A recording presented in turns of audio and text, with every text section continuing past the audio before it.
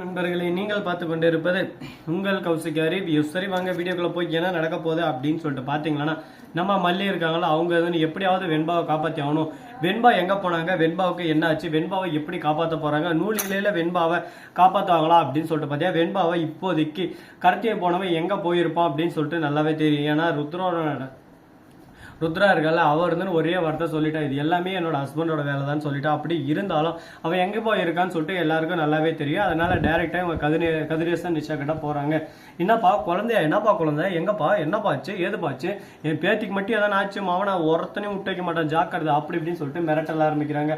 ஒரு பக்கம் மிரட்டலே மிரண்டு போற மாதிரி இவங்க மிரட்ட ஆரம்பிக்கிறாங்க. இதுல என்ன பண்றது ஏது பண்றதுன்னு சொல்லிட்டு தெரியாம கை கட்டின்னு ஒரு பக்கம் சைலண்டா நின்று இருக்காங்க. கடவுளே, இதுக்கு ஒரு முடிவே இல்லையா, இதுக்கு ஒரு எண்டு காடியே இல்லையா அப்படின்னு சொல்லிட்டு பார்த்தீங்கன்னா எல்லாத்துக்கும் ஒரு முடிவே ஒன்று இருக்குங்க. அதுதான் இங்க எப்படி கொண்டு வர போறாங்க, எப்படி இந்த பிரச்சனையை சால்வ் பண்ண போறாங்க அப்படின்ற ஒவ்வொரு விஷயத்தான் அந்த வீடியோவில் நம்ம முழுசா பார்க்க போறோம். வாங்க. அது மட்டும் இல்லாம நம்ம விஜயோட முதல் மனைவி இருக்காங்கல்ல, அவங்களே பாத்துறாங்க. எப்படா அப்படின்னு சொல்லிட்டு பாத்தீங்கன்னா, அவங்க பாட்டுக்கு ரோட்ல நடந்து போயின்னு இருக்காங்க. அந்த சமயத்துல திடீர்னு நம்ம வெண்பா ஓடி போயிட்டு அம்மானு கட்டி பிடிக்கிறாங்க. அவங்க பேச பார்த்துட்டு கார்ல மயக்கத்துல இருந்தவங்க கரெக்டா கார் இந்த நார்மலாக இந்த ரெட் லைட் ஏரியா அந்த மாதிரி எல்லாம் இருக்குல்ல, அந்த இடத்துல கரெக்டாக கார் ஸ்டாப் ஆகுது. அந்த இடத்துல அப்படியே சும்மா சிக்னலுக்கு வெயிட் பண்ணி இருக்கும்போது திடீர்னு வெண்பாவுக்கு முழிப்பு வந்தது. அசார் டோரை ஓப்பன் பண்ணது, ஓப்பன் ஆயிடுது. அதுலேருந்து எகிரி குச்சி ஓடி போகிறாங்க. போய் பார்த்தா இவங்களோட அம்மா, என்னடா இது இறந்து போன அம்மா உயிரோடுக்கிறாங்களேன்னு சொல்லிட்டு அம்மானு கட்டி பிடிக்கிறாங்க. போயிட்டு உடனே நீ யாருமா அப்படின்னு சொல்லிட்டு கேட்குறாங்க. இவங்களுக்கு ஒரே குழப்பம். அம்மா என்ன ஞாபகம் இல்லையான்னு சொல்லிட்டு வெண்பா கேட்க, உடனே எனக்கு என்ன கல்யாணமே ஆகலை அப்படி இப்படின்னு சொல்லிட்டு இவங்க சொல்ல ஆரம்பிக்கிறாங்க. ஒரே குழப்பம் நம்ம வெண்பாவுக்கு. உடனே இவங்க அப்பா டீட்டெயில்ஸ் மல்லியம்மா நம்பர் எல்லாரும் கொடுக்குறாங்க. ஃபோன் பண்ணி இந்த மாதிரி இந்த குழந்தை இங்கே என்ன அம்மான்னு இருக்கு, என்னன்னு கொஞ்சம் வரீங்களா அப்படின்னு சொல்லிட்டு கேட்குறாங்க. அவங்க குழந்தைய கடத்தின்னு வந்துட்டு இருக்கான். அவங்ககிட்ட குழந்தை தப்பிச்சு உங்ககிட்ட வந்திருக்கு, எப்படியாவது அவளை நீங்க தான் காப்பாற்றணும், எப்படியாவது அவளை பத்திரமா வச்சுக்கோங்க, நான் வந்துடுறேன்னு சொல்றாங்க. எந்த லொக்கேஷன் வரணும்னு சொல்றாங்க, அதுக்கான லொக்கேஷனும் சொல்லிடுறாங்க. அந்த இடத்துக்கு வேகமா நம்ம அரவிந்த், மறுபக்கம் அன்னபூர்ணியும், மறுபக்கம் நம்ம விஜயும் மல்லியும் எல்லாரும் ஆளுக்கு ஒரு பக்கம் வந்துன்னு இருக்காங்க. வர்றதோட மட்டும் இல்லாம இந்த பிரச்சனை பூகமா வெடிக்க போதா இல்ல இந்த பிரச்சனை ஸ்மூவமா வெடிக்க போதான்னு சொல்லிட்டு தெரியுங்க. ஏன்னா ஒரு பக்கம் நம்ம விஜயோட முதல் மனைவி அவக்கிற போது எதனா பேச முடியுமான்னு சொல்லிட்டு பார்த்தா கண்டிப்பா முடியாது.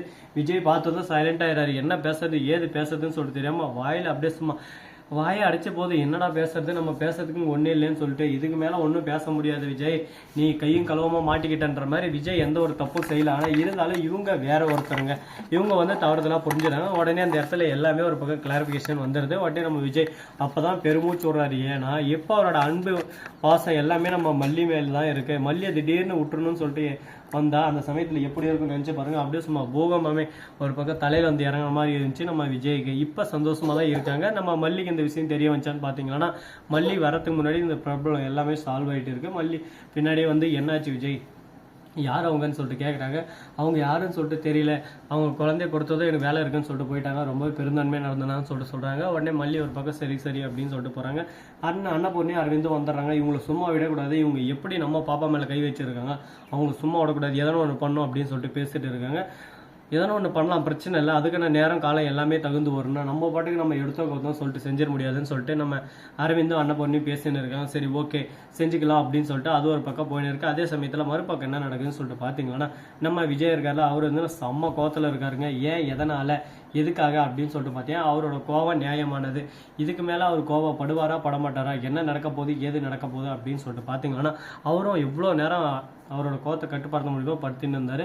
ஆனால் முடிஞ்ச வரைக்கும் அவர் கட்டுப்படுத்தி லாஸ்ட்ல கோவத்தை அப்படியே சும்மா வெளி காட்டிட்டாரு. இதுக்கு மேலே நான் ஏன் சும்மா இருக்கணும், எதுக்கு சும்மா இருக்கணும்னு சொல்லிட்டு கேட்க ஆரம்பிச்சிட்டாரு. பேசுறதோட மட்டும் இல்லாமல் பேச்சுகள் திறமைகள் ஒரு பக்கம் அதிகமாகிட்டு போயின்னு இருக்கு.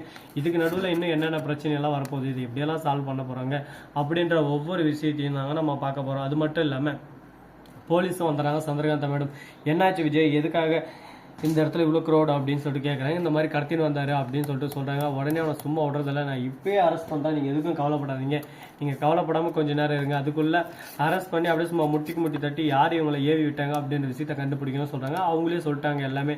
அந்த லேடியார் ருத்ராய் இந்த மாதிரி கதிரேசனும் நிஷா இவங்க தான் என்ன அரேஞ்ச் பண்ணி அனுப்பினாங்க, காசுக்காக ஆசைப்பட்டு நான் ஃபஸ்ட்டு வந்தேன், தப்பு தான், என்னை மன்னிச்சிருங்க, இதுக்கு மேலே இந்த மாதிரி தவறு நடக்காது அப்படின்னு சொல்லிட்டு சொல்லியிருக்காங்க. சொன்னதை கேட்டது ஒரு பக்கம் சந்தோஷமாக தான் இருக்குது. எக்ஸ்ப்ளனேஷன் எல்லாமே ஒரு பக்கம் ஓகே தான். ஆனால் இருந்தாலும் இன்னும் நிறைய கேள்விகள் இதில் ஒளிஞ்சிட்டு இருக்குது. இதெல்லாம் எப்படி கண்டுபிடிக்க போகிறாங்க, என்ன பண்ண போகிறாங்க, ஏது பண்ண போகிறாங்கன்னு சொல்லிட்டு தெரியலைங்க. மாற்றம் ஒன்றே மாறாதுன்னு சொல்லிட்டு சொல்லுவாங்களா, அது போல தான் இந்த இடத்துல இன்னும் நிறைய மாற்றங்களெல்லாம் மாற காத்துன்னு இருக்குது. அதெல்லாம் எப்படி ஒன் பை ஒன்னாக மாற்ற போகிறாங்க, என்னென்ன நடக்க போகுது, எப்படியெல்லாம் அந்த பிரச்சனையை சால்வ் பண்ண போகிறாங்க, அது மட்டும் இல்லாமல் கதிரேசன் நிஷா இவங்களுக்கு சரியான தண்டனை கிடைக்குமா கிடைக்காதா அப்படின்ற ஒவ்வொரு விஷயத்தையும் தாங்க இந்த வீடியோவில் நம்ம ஒன் பை ஒன்னாக பார்க்க போகிறோம்.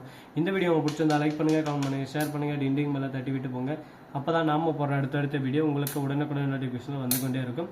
மிக்க நன்றி. தேங்க்ஸ் ஃபார் வாட்சிங். Tata, see you. நன்றி, வணக்கம், வந்தனம், வருகை தருகை.